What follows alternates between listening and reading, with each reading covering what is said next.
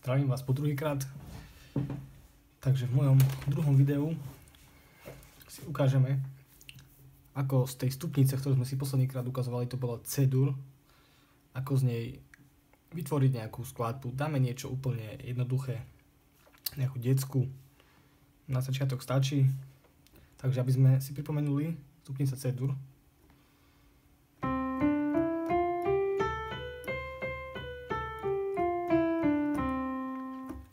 Ideme skúsiť napríklad detskú skladbu Kohútik Araby. Začíname samozrejme na C, keďže to je z C-dur.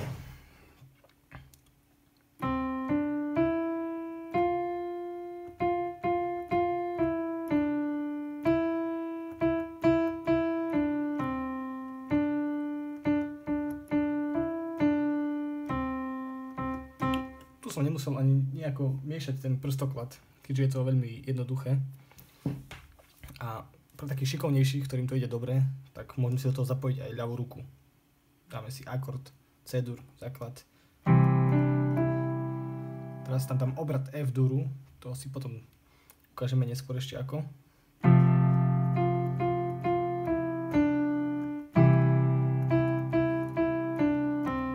Obrat G-duru, v ľavej ruke.